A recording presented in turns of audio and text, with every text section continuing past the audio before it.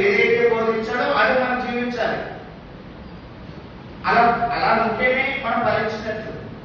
తీగ పాకుతుందండి, తీగ పాకుతుంది.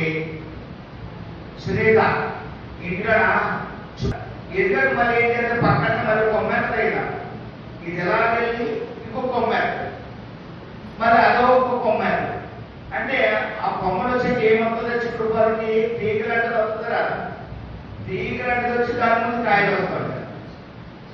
తీగలంటే వస్తుంది, దాని ముందు కాయలు వస్తాయి. మొదటి మట్టికి ఎవరు? క్రీస్తు ప్రభు. తీగ ఎవరు అంటాడు? మనం. అంటే మొదలు ఎలా ఉందో తీగ కూడా అలాగే ఉంటుంది కదా.